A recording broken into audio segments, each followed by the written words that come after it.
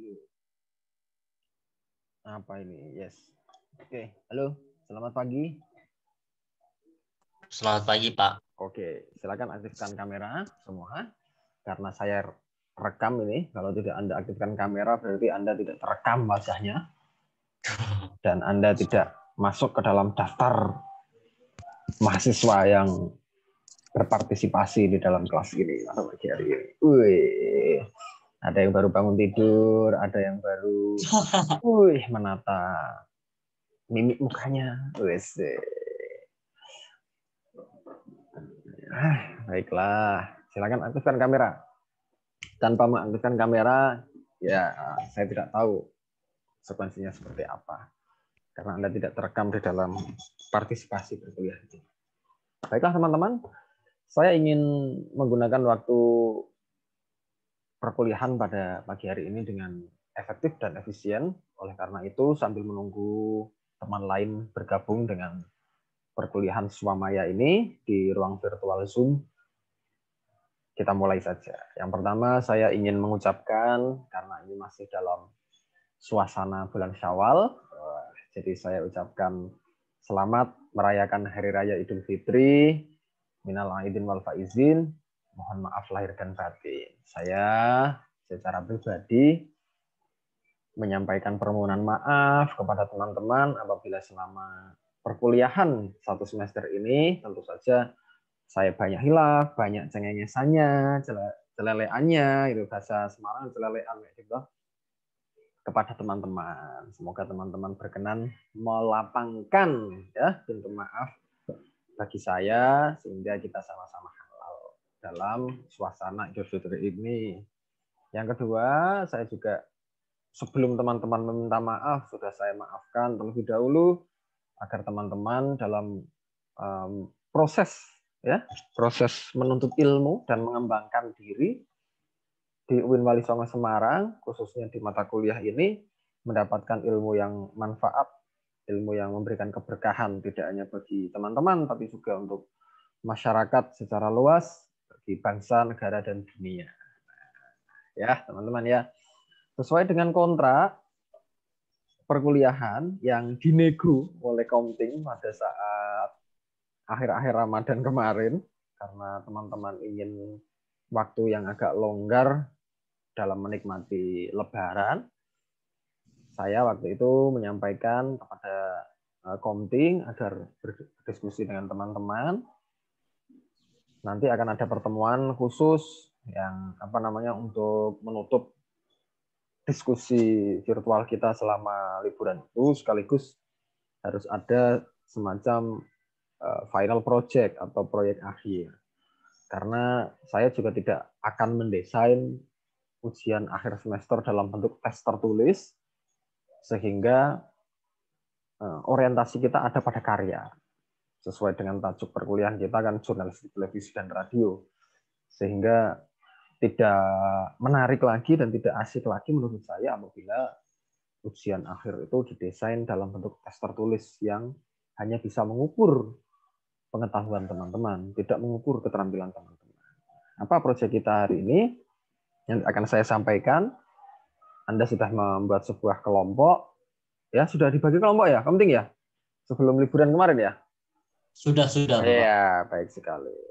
Sehingga nanti bisa siap main mulai dari hari ini. Saya sudah bagikan layar perkuliahan. Apakah Anda bisa melihatnya? Bisa, Pak. Baiklah, hari ini kita fokus pada diskusi jurnalistik televisi karena paruh pertemuan satu semester yang lalu kita sudah mendiskusikan jurnalistik radio, sudah praktik membuat karya dalam jurnalistik radio, meskipun secara sederhana Anda tidak masuk ke dalam studio radio sesungguhnya, tapi Anda menciptakan radio secara indie melalui media siniar atau podcast ya. Anda sudah edit, Anda sudah proses unggah melalui aplikasi Anchor dan terpublikasi di Spotify. Dan Anda sudah buat dalam bentuk playlist. Saya kan minta dibuat dalam bentuk playlist ya. Komting ya? Iya, Pak. Sudah atau belum? Oh, nanti dia pengasih, Pak.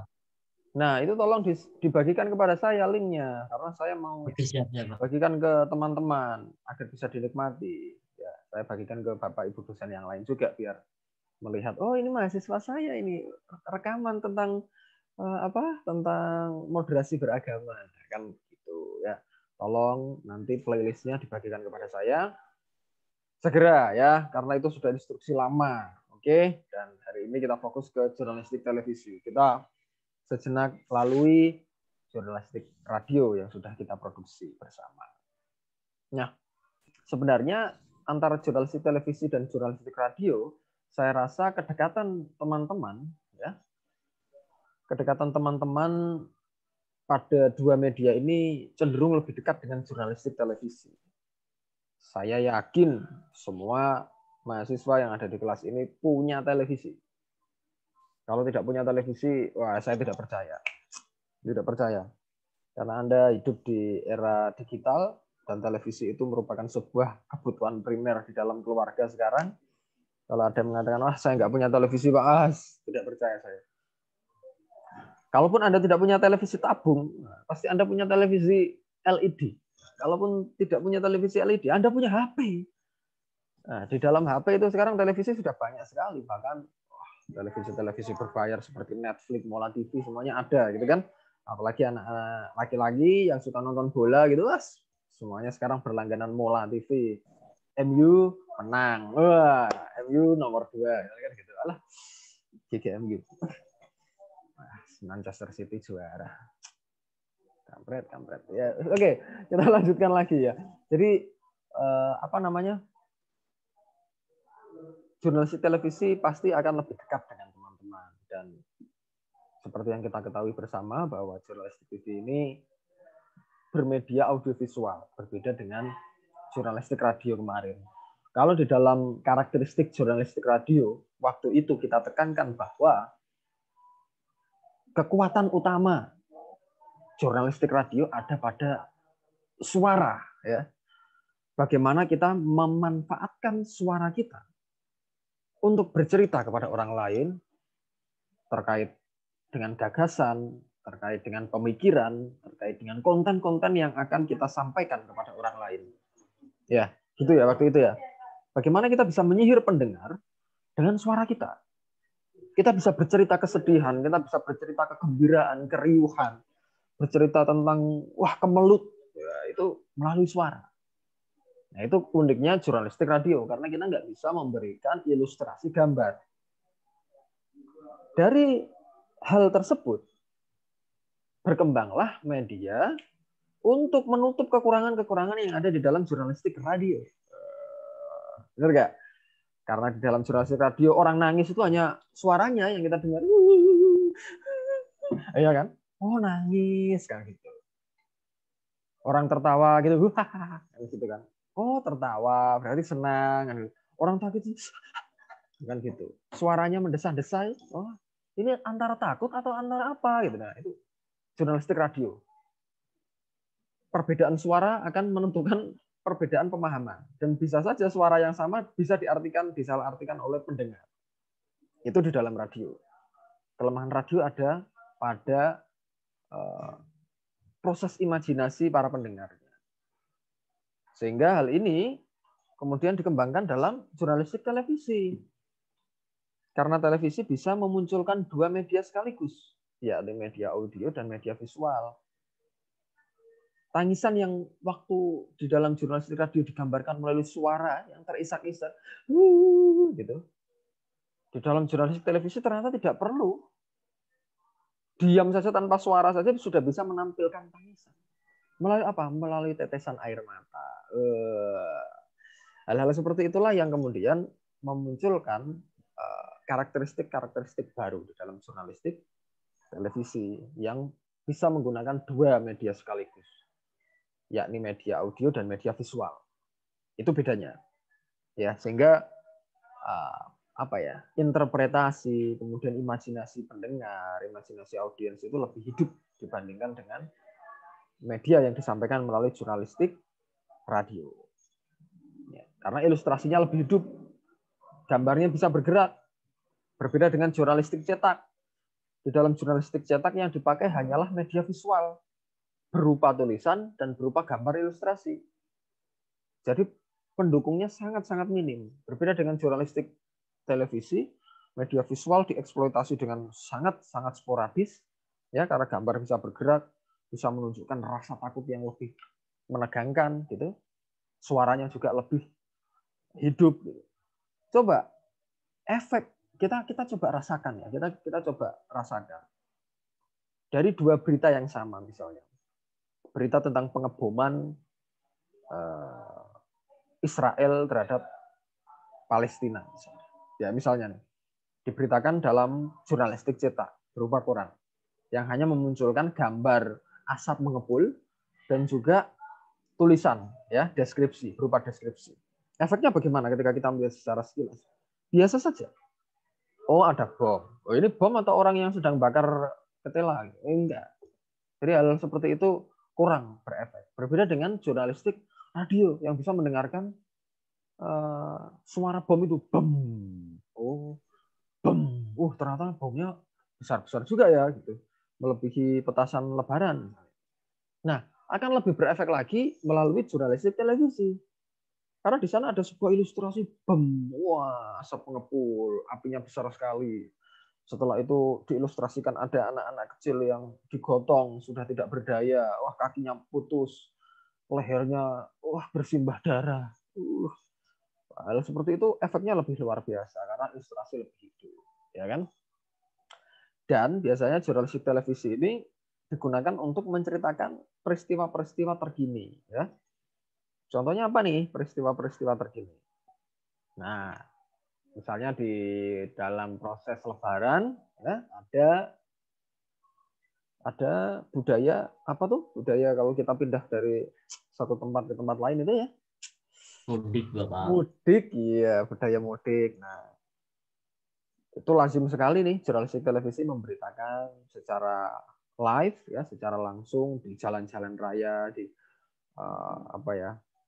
di persimpangan-persimpangan jalan besar, jalan protokol, misalnya di Tegal, perbatasan antara Jawa Tengah dan Jawa Barat, di Brebes, gitu. Di Jawa Timur, di Jalan Pantura. Nah, itu memberitakan secara terkini, ya, memberitakan reportase secara terkini. Dan juga untuk dokumentasi peristiwa-peristiwa penting. Nah, karena jurnalistik televisi dan radio ini menggunakan media audio dan visual, jadi bisa memberitakan peristiwa-peristiwa secara dokumenter, ya, dalam bentuk sebuah liputan, dalam bentuk apa namanya, rekaman-rekaman peristiwa secara audiovisual. Nah, ada beberapa hal yang perlu kita perhatikan di dalam jurnalistik televisi ini. Apa saja sih yang ada di dalam jurnalistik televisi? Nah, yang sering muncul adalah reportase, seperti pemberitaan mudik, ya. Kemudian pemberitaan apa lagi nih yang mirip-mirip dengan pemberitaan mudik? Laporan terkini, laporan secara live. Biasanya digunakan untuk memberitakan apa saja? Biasanya ada bencana, Kecelakaan, Pak, Kecelakaan, yang oke. membuat kemacetan. Oke, benar. Kecelakaan yang mengakibatkan kemacetan yang panjang, betul. Apalagi nih?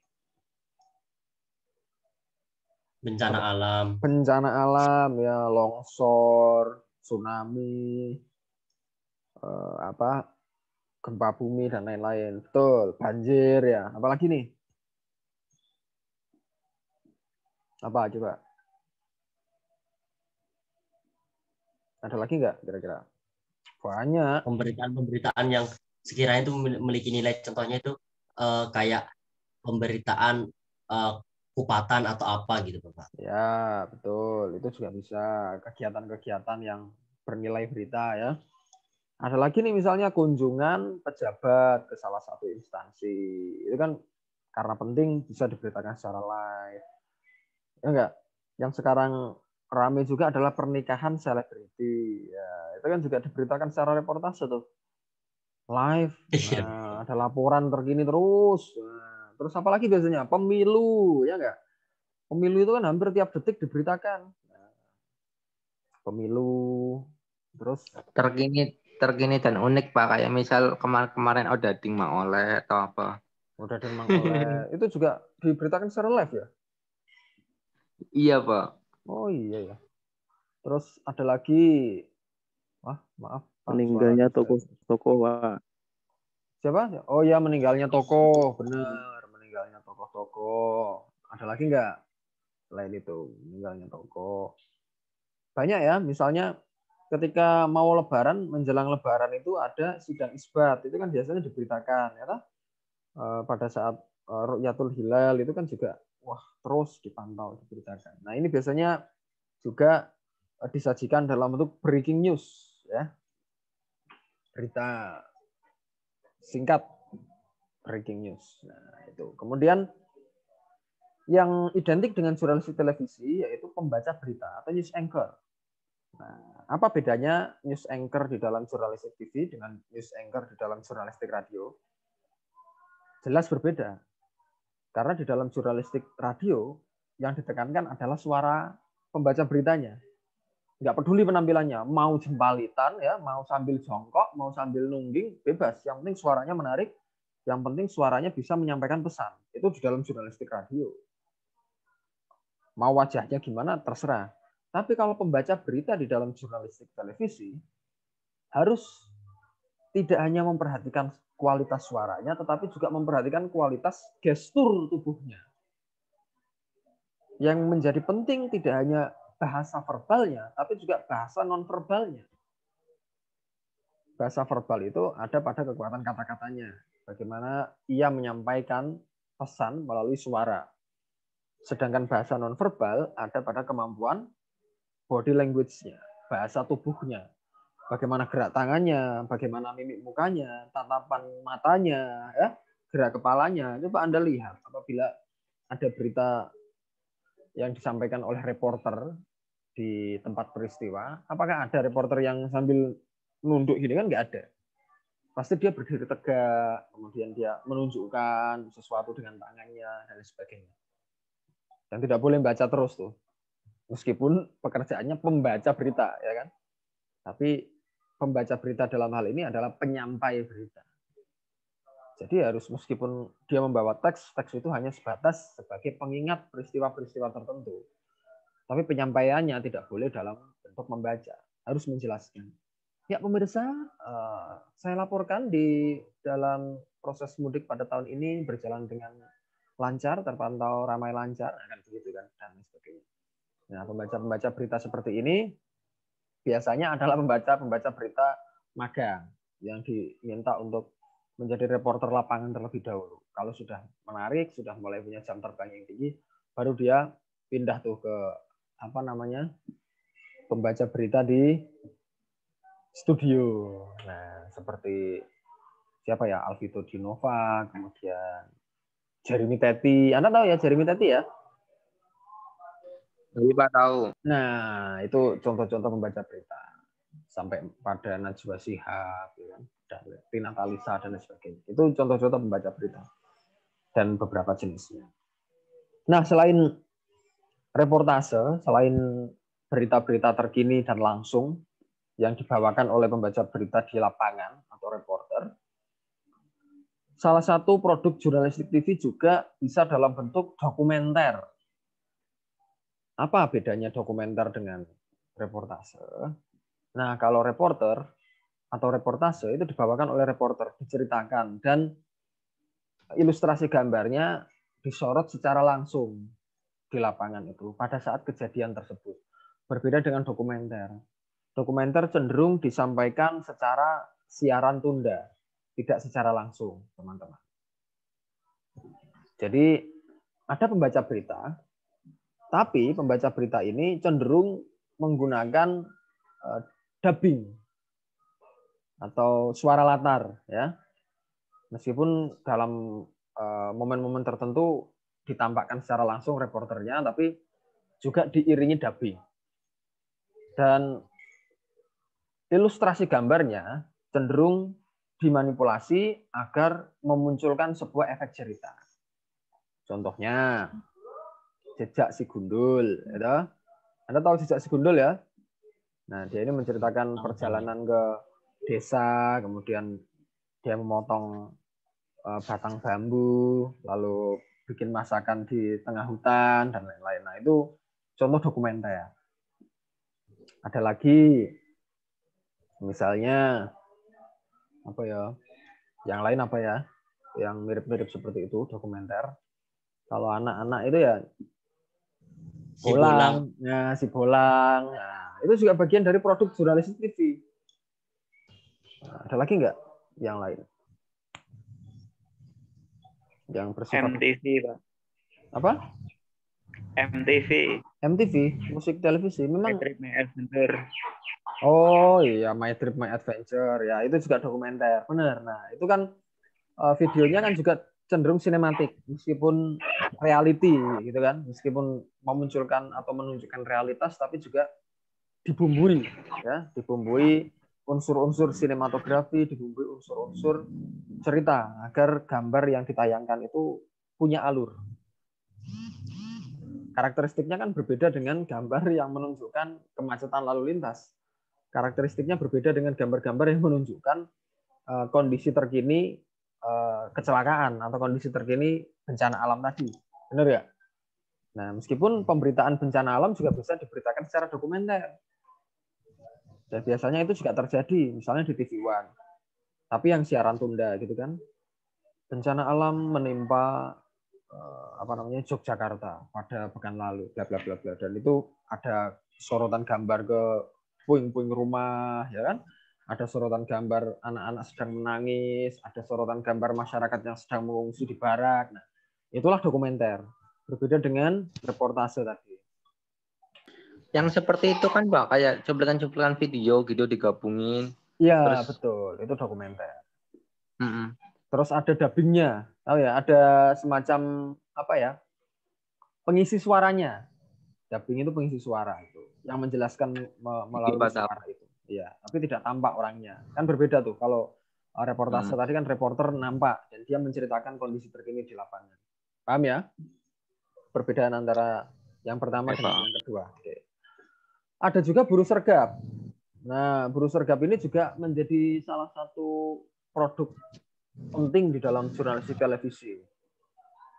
Buruh sergap ini berbeda karakternya dengan dokumenter maupun reportase. Kalau reportase menunjukkan hal terkini, kalau dokumenter menunjukkan siaran tunda, tapi ada bumbu-bumbunya ya, semacam film tadi.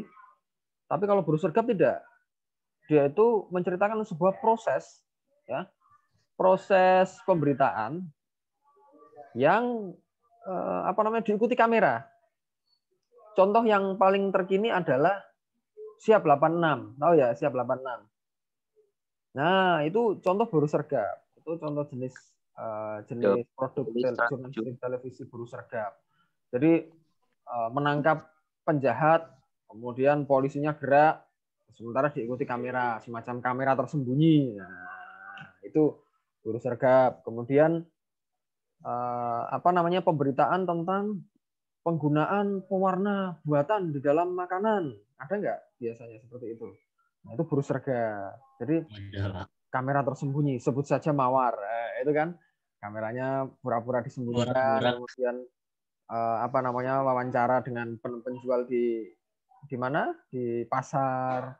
Ini biasanya laku berapa buah Bang dalam satu hari gitu.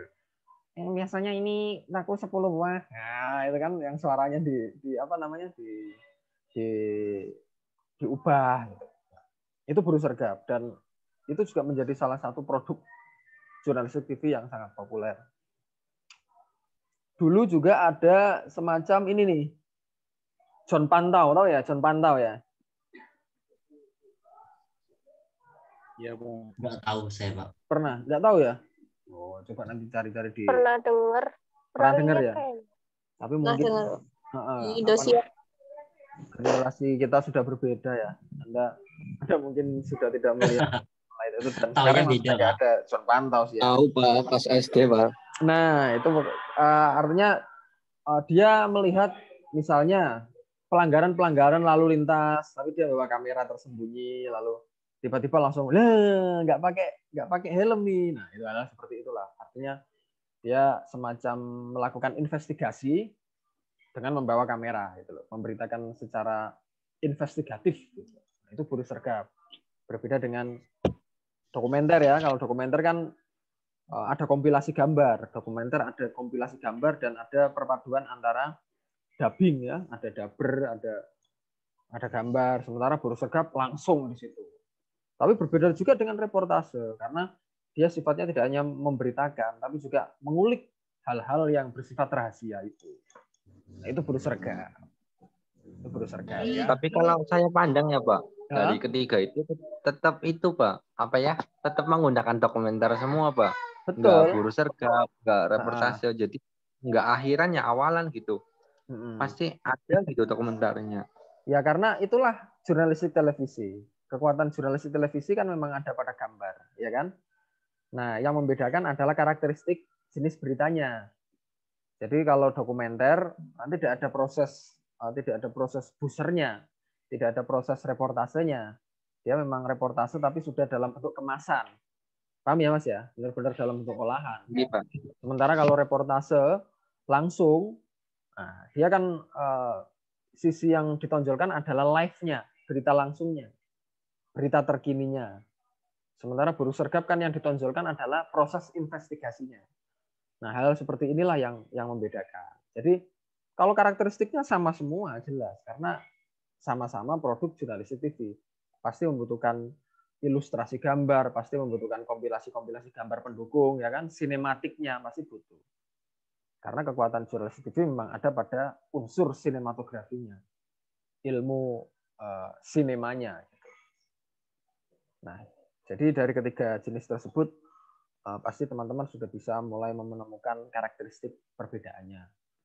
Dan yang paling terkini, yang paling terakhir di era pandemi ini tiba-tiba kemudian memunculkan satu karya baru di dalam dunia jurnalistik televisi, yakni podcast. Ya, yang dulu podcast juga hanya ada pada sisi suara, sekarang sudah mulai berkembang ke podcast audiovisual. Ini sudah pernah kita diskusikan pada perkuliahan Swamaya yang sebelumnya kita bahas podcast langsung itu. Jadi podcast sekarang tidak hanya bergerak pada broadcasting suara saja, tapi sudah ada podcast yang dibumbui dengan media visual. Contoh podcastnya Deddy Corbuzier itu kan ada gambarnya dan juga ada suaranya jelas. Tapi dalam hal ini memang podcast di dalam jurnalistik televisi lebih banyak didominasi siniar bincang atau interview podcast yang memunculkan 2 orang atau lebih di dalam satu frame, di dalam satu gambar, dan wujudnya adalah interaktif. Wujudnya adalah interview, bukan interaktif. Kalau interaktif ngomong dengan pendengar. Kalau ini adalah ngomong dengan narasumber. Jadi ada host, ada narasumber. Contohnya podcastnya Deddy Corbuzier, podcastnya Sandiaga Uno, podcastnya siapa lagi? Nikita Mirzani, podcast. Hampir semua artis sekarang punya podcast, ya kan? Dan itu juga menjadi salah satu produk jurnalistik televisi yang sekarang berkembang. Ini lebih berbeda lagi dibandingkan yang lain. Karena podcast terpaku hanya ada pada satu tempat. Ya, dia tidak akan bergerak ke tempat lain pasti karena ada di dalam studio. Kalaupun tidak di dalam studio, di ruang terbuka misalnya, ya pasti juga hanya ada pada tempat-tempat itu saja, tidak bisa bereksplorasi kemana-mana. Kalaupun dibawa dengan cara berjalan, misalnya seperti punyanya Boy Williams, Nebeng Bareng Boy.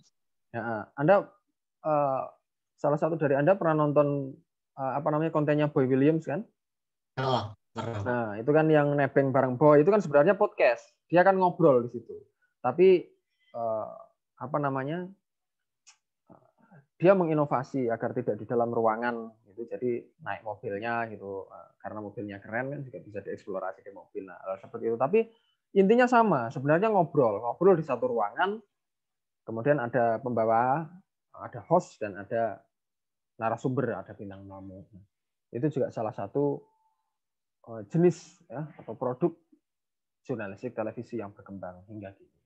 Dan sebenarnya banyak sekali produk jurnalistik televisi yang berkembang karena ya sekarang media audiovisual, media digital itu sangat berkembang di tengah-tengah kehidupan kita sehingga tentu banyak yang barangkali tidak saya sebutkan dan masih luput dari diskusi kita pada pagi hari ini. Barangkali teman-teman bisa memunculkan diskusi sebagai pemantik kita. Ada yang ingin berpendapat atau yang ingin konfirmasi sampai dengan sejauh ini? Boleh? Ada pertanyaan? Belum sih, Pak. Ya, sebentar lagi ini karena sudah 40 menit, kayaknya akan stop terlebih dahulu, kemudian kita bisa masuk lagi di ruang virtual ini ya. Karena saya pakai basic Zoom, jadi tidak bisa non-stop Zoom-nya. Tadi yang berpendapat siapa ya tadi ya? Saya lupa ini. Saya mencatat dulu.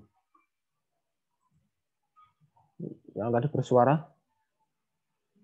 berkomentar tentang dokumenter, semuanya memunculkan dokumenter. Siapa? Aku ini siapa? Aku ini binatang jalang. Rois Anwar. Oh, Rois Anwar. Baiklah. Saya catat. Okay. Di kelas ini saya juga mengundang teman-teman dari kelas hari Sabtu. Ada yang muncul nggak kelas hari Sabtu? Siapa ya? Kelas hari Sabtu silakan bersuara. Hari Sabtu sore. Maghrib. Ya. Siapa? Wahyu. Wahyu Firmansyah. Iya, Pak. Oh, ini hari Sabtu ya, Wahyu ya. Baiklah. Saya di Sabtu juga, Pak. Siapa? Siapa yang namanya nih? Muhammad Nur Syafiq. Muhammad Nur Syafiq. Oke, selamat bergabung Mas Syafiq. Ada lagi nggak? Udah, cuma 2 itu ya. Tadi ada Novi kayaknya juga. Novi itu hari Sabtu ya? Iya, Pak. Oke. Iya, Pak. Ya, baiklah. Nurholik ini hari Sabtu ya kayaknya? Hari Senin, Pak. Oh, hari Senin. Ya, baiklah. Ya, jadi itu teman-teman ya, ada beberapa jenis jurnalistik televisi yang nantinya saya ingin secara kelompok teman-teman menentukan. Jadi proyek akhir kita nanti ya memang membuat salah satu produk jurnalistik ini. Saya tidak akan membebani teman-teman untuk membuat semuanya. Tapi saya ingin teman-teman menentukan pilihan. Boleh membuat sebuah reportase, boleh membuat dokumenter, boleh membuat konsep guru sergap, boleh membuat seminar bincang, boleh semua.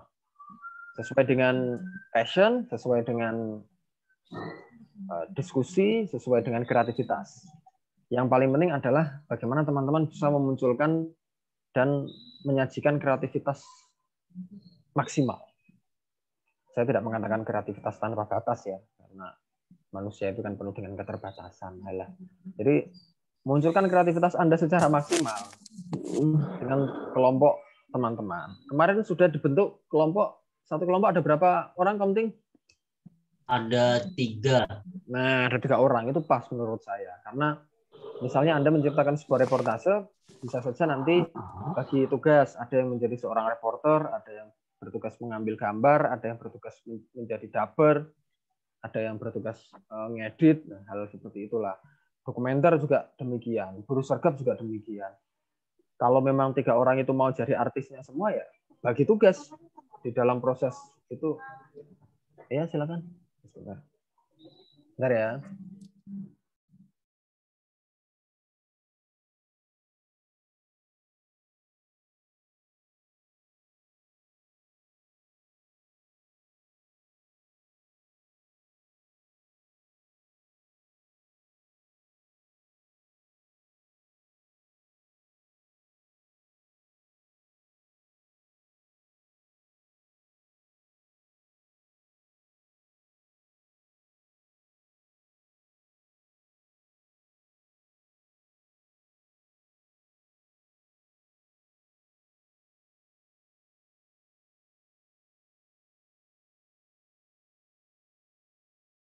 Enak kali ya kursinya Pak Eko.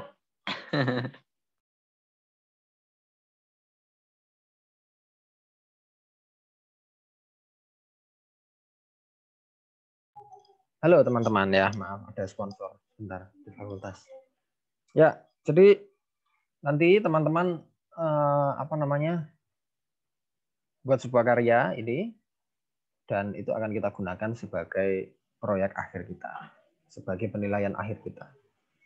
Sehingga tidak ada lagi ujian, tidak ada lagi tugas lain, ya hanya tinggal tugas ini, tugas secara kelompok, dan penilaian individu sudah saya gunakan juga pada saat UTS kemarin. Anda memproduksi jurnalistik radio, sekaligus nanti akan didukung nilai kelompok ini.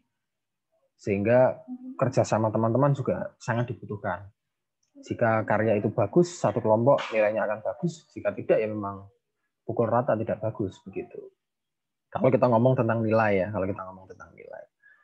Oleh karena itu memang dari dua tugas besar kita, saya desain sebagai dalam bentuk individu maupun dalam bentuk kelompok. Karena saya juga ingin teman-teman berlatih ya, berproses secara kelompok juga, bagaimana merasakan pengelolaan kelompok itu.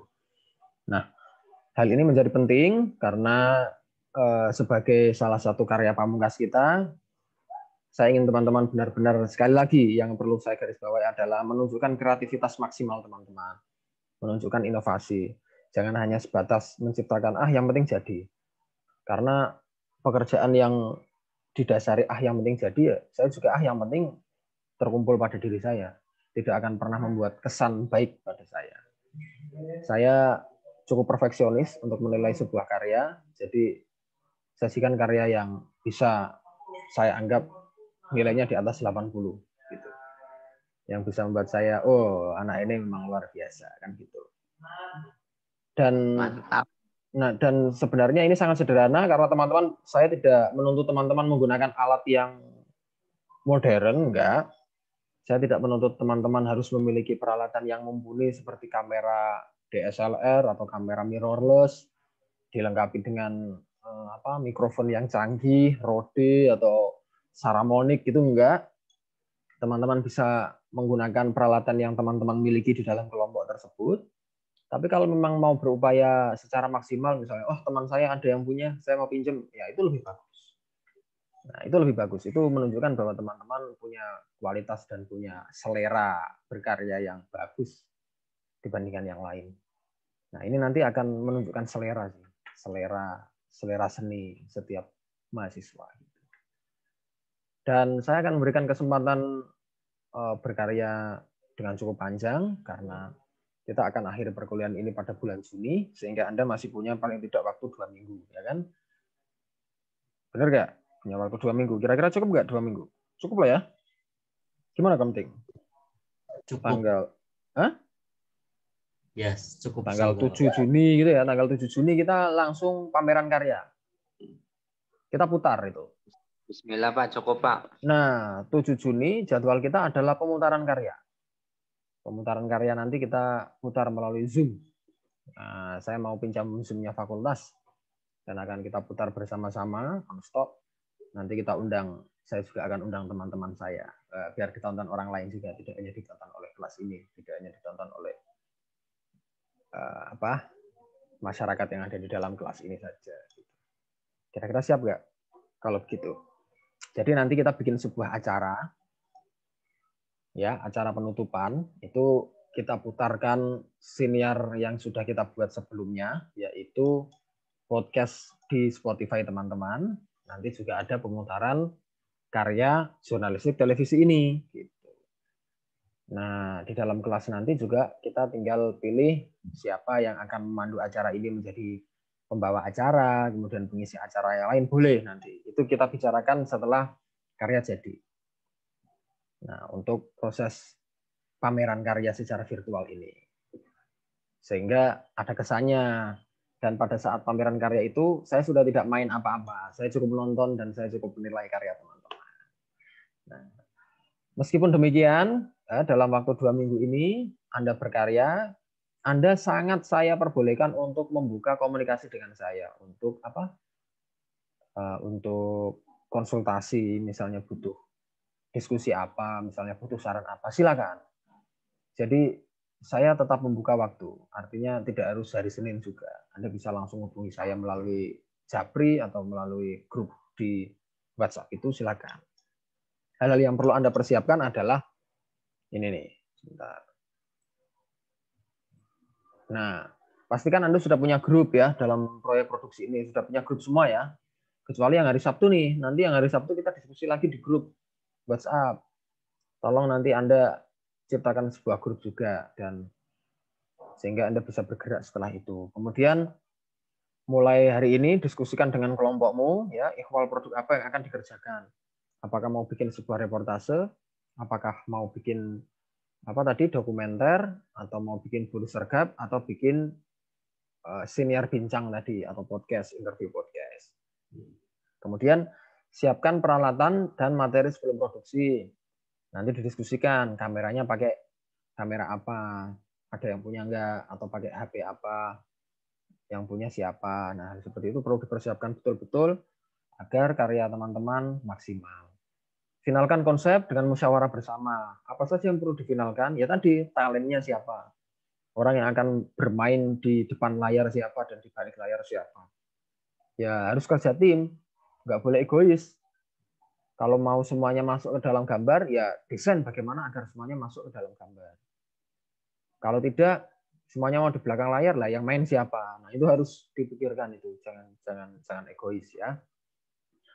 Lalu kalau butuh skrip, dia dibuat bersama. Saya yakin semuanya butuh skrip. Artinya skrip-skrip seperti ini bisa teman-teman modifikasi seperti tadi. Dan Anda bisa komunikasikan dan konsultasikan skrip teman-teman kepada saya dalam proses produksi ini. Ya, tidak perlu khawatir, tidak perlu, waduh ini perlu saya komunikasikan nggak perlu, langsung komunikasikan aja. Kalau memang butuh komunikasi, kalau memang butuh konsultasi.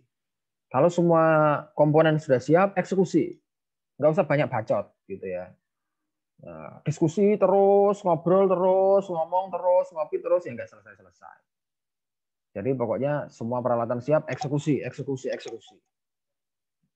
Ya, jangan justru banyak konsep tapi nggak pernah eksekusi. Konsep, ya konsep. Saatnya eksekusi gitu loh. Hajar sampai jadi. Nah, setelah jadi, jangan lupa evaluasi dulu nih, karena proyek kita nanti proyeksinya akan kita tampilkan, kita tayangkan dalam bentuk pameran karya secara virtual nanti melalui Zoom. Saya akan desain itu sehingga nanti akan ditonton oleh orang lain. Saya juga ajak teman-teman dosen bahasa Indonesia yang lain, dosen-dosen yang suka dengan karya seni untuk nonton ini, sehingga nanti akan menilai tidak hanya saya tapi teman-teman yang lain. Jangan sampai itu memalukan kelompok Anda. Nah, jadi evaluasi dulu, sehingga selama waktu itu masih ada, bisa Anda perbaiki. Anda juga bisa mengajak saya untuk mengevaluasi. Tapi kalau Anda mau bikin, wah biar surprise, nggak usah lah, ya silakan. Tapi jangan sampai itu justru merugikan Anda. Karena saya masih memberikan waktu untuk evaluasi. Dan itu bisa kapan saja, tidak hanya hari Senin, tidak hanya pada jam dan jadwal perkuliahan. Kalau sudah semua tahapnya kita publikasi. Publikasi pada tanggal berapa tadi Komting? Catat? Tanggal 7. Betul, tanggal 7 Juni sebagai penutupan perkuliahan sekaligus. Nanti kita tayangkan juga playlist Spotify teman-teman ya. Kita putar dulu, kemudian kita isi acara dengan hal-hal sederhana yang lainnya. Nanti kalau karyanya sudah jadi semua baru kita pikirkan untuk acara penutupan ini gitu ya. Kira-kira bagaimana teman-teman? Apakah ada yang merasa keberatan? Kalau ada yang merasa keberatan ya kita gotong bersama agar tidak berat. Gimana? Ada yang ingin disampaikan? Silakan. Iya Pak, mungkin terlalu pendek Pak waktunya Pak, 2 minggu. Oh, waktunya terlalu pendek. Melihat kondisi, ya kan maksudnya dari anak-anaknya sendiri kan misa-misa ya Pak. Oke, betul. Nah, ini salah satu masalah yang sudah saya baca, yaitu letak teman-teman yang beda tempat, ya kan, dan mungkin cukup sulit untuk bersatu, untuk berkumpul bersama. Nah, hal seperti ini bisa saya berikan solusi sederhana dan mungkin bisa teman-teman coba. Teman-teman ciptakan konsep yang bisa dikerjakan di tempat yang terpisah. Itu masih sangat mungkin dan itu masih sangat bisa terjadi. Misalnya kalau teman-teman buat dokumenter, Tinggal teman-teman ciptakan skripnya dan teman-teman bagi pekerjaannya. Siapa yang ngambil gambar, siapa yang bikin dubbing, siapa yang edit. Selesai. Benar nggak? Jadi dokumenter itu kan kompilasi gambar. Ambil aja gambarnya, kompilasikan. Setelah itu yang kerja gantian yang dubbing, yang pengisi suaranya. Setelah melihat gambar itu, pengisi suara bermain di situ sambil ngedit. Nah, hal seperti itu kan bisa saja terjadi. Itu sebatas contoh dan teman-teman bisa mengkreasikan sendiri sesuai dengan kreativitas dan juga inovasi teman-teman. Artinya kondisi-kondisi seperti ini bukanlah permasalahan yang membuat kita stagnan, membuat kita tidak bisa berkarya sama sekali, tapi justru masalah seperti ini, keterbatasan cara, keterbatasan waktu itu bisa kita pangkas dengan kreasi-kreasi yang bisa kita ciptakan di dalam kondisi-kondisi tersebut seperti ini. Itu ya Mas Ridik ya. Jadi solusi saya begitu. Ya, nggak harus teman-teman ketemu, nggak harus teman-teman itu dalam satu tempat. Ciptakan saja gitu. Kalau mau bikin buru sergap misalnya, ya tinggal dibagi aja. Makanya yang paling penting sekarang adalah teman-teman diskusi bagaimana konsepnya. Bagaimana konsepnya. Karena kalau mau bikin podcast interview tadi atau bikin siniar bincang pun tanpa harus bertemu secara langsung pun nggak masalah. Bisa. Bagaimana caranya? Nah, itu kreasikan. Kalau saya beritahu semuanya di sini ya nggak jadi memunculkan selera kreativitas teman-teman. Yang ingin saya lihat kan selera kreativitasnya. Yang ingin saya lihat kan pemikiran out of the box teman-teman. Kalau karya ini kan hanya selesai sekali. Tapi kalau teman-teman bisa memunculkan pemikiran yang berbeda dengan yang lain kan itu yang akan menjadi modal kehidupan teman-teman yang akan datang. Bahwa setiap ada tantangan seperti ini, teman-teman bisa memunculkan kehebatan yang ada di dalam diri teman-teman. Gitu ya Mas Ridik ya. Jadi paham ya maksud saya? Ya, Pak. Oke. Ada lagi yang mau diskusi? Mau menyampaikan aspirasi? Nggak apa-apa, santai aja. Betul, Anda harus menyampaikan hal seperti itu. Kalau merasa sulit, sampaikan aja. Jadi kita bisa cari solusi bersama-sama. Kalau Anda diam, berarti ya saya anggap persoalan selesai. Gimana? Ada lagi? Cukup? Komting cukup ya? Itu nanti di uploadnya di mana Pak? YouTube apa di mana Pak? Nah, antara diupload atau tidak, kita diskusikan kemudian. Yang penting Anda ciptakan dulu ini. Karena tadi kan proyeksi saya adalah kita akan ciptakan pameran bersama di tanggal 7 itu. Ya, penting ya, paham ya tadi ya. Itu Mas Rois Anwar. Jadi bisa saja diupload, bisa saja tidak. Bisa saja Anda hanya share di share screen di Zoom. Jadi saya akan informasikan kemudian Mas Rois Anwar ya. Untuk proses publikasinya. Oke, Pak. Teman-teman produksi dulu. Penting teman-teman tunjukkan selera yang unik gitu. Saya nggak mau yang mainstream gitu. Ternyata karya ini sama dengan yang lain itu enggak. Jadi yang unik. Yang bikin saya nggak bisa mikir saya dengan anak ini. Nah, itu yang saya tunggu. Buat benar-benar karya Anda itu nggak bisa saya tebak gitu. Oke. Ada lagi? Oke, kalau tidak ada cukup. Saya rasa cukup. Mau nanya. Oh ya, silakan. Safia Ini kan Bapak bilangnya, Bapak kan bilangnya tadi kayak kreativitasnya kita kan. Terus kalau misalnya di videonya tuh misalnya kita kayak tadi kayak dokumenternya kita kayak jalan-jalan keluar, tapi emang kita tuh nggak jalan-jalan ke luar negeri, tapi cuma kayak ada efek di belakangnya gitu, gimana Pak? Boleh aja. Saya kan tidak membatasi apakah ini harus realitas atau tidak. Saya hanya ingin melihat karya Anda benar-benar karya yang bisa dinikmati, dan itu dalam koridor jurnalistik televisi. Itu yang paling penting. Jadi saya halalkan. Oke Bapak, thank you Bapak. Saya halalkan. Oke. Sama-sama. Gitu ya teman-teman ya. Saya tidak membatasi. Oleh karena itu memang saya tidak menciptakan sebuah rel yang begitu mengikat untuk teman-teman. Karena saya ingin membebaskan teman-teman untuk mengeksplorasi kreativitasnya. Justru yang saya tunggu itu adalah karya-karya yang membuat saya itu gila, ini benar-benar saya nggak pernah kepikiran dengan karya seperti ini. Nah, itu yang saya tunggu. Kalau saya mau minta teman-teman hanya teman-teman bikin dokumenter. Dokumenternya yang seperti ini, kriterianya yang begini, menceritakan tentang topik ini. Saya sudah punya gambaran di sini. Dan nggak menarik lagi buat saya gitu.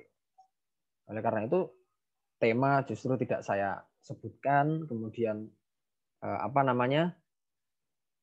alur-alur tidak saya sebutkan. Yang saya sebutkan adalah jenis-jenisnya, dan tapi yang saya jelaskan adalah pembedanya, sehingga teman-teman tahu kira-kira kalau saya mau membuat sebuah berita seperti ini, arahnya karya yang seperti apa ya. Nah, Anda sudah melihat apakah itu reportase, apakah itu dokumenter, apakah itu guru sergap, apakah itu podcast interview tadi. Nah, seperti itulah yang saya tunggu. Ya, itu ya, Safia dan teman-teman. Semoga memberikan gambaran bahwa teman-teman memang benar-benar bebas selama 2 minggu ini. Oke, ada lagi? Ingat, 2 minggu yang akan datang, karya akan kita putar dan yang nonton orang banyak. Dan kita ajak yang lain nonton. Ya, oke. Cukup? Komting sudah jelas ya, Komting? Sehingga nanti kalau ada pertanyaan-pertanyaan bisa melalui Komting juga. Jelas, Pak. Oke, terima kasih. Kalau tidak ada pertanyaan lagi, kita akhiri.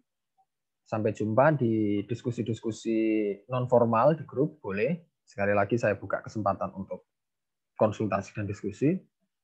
Dan sampai jumpa pada pameran karya yang sudah kita rencanakan bersama. Semoga apa yang kita rencanakan bisa berjalan dengan baik, lancar, dan bermanfaat bagi kita semua. Ya. Kita akhiri perkuliahan pada pagi hari ini dengan bacaan hamdalah bersama. Semoga apa yang kita pelajari bisa bermanfaat, tidak hanya bagi kita, tapi juga bagi masyarakat, bangsa, negara, dan dunia. Alhamdulillahirabbil alamin. Alhamdulillah. Assalamualaikum warahmatullahi wabarakatuh.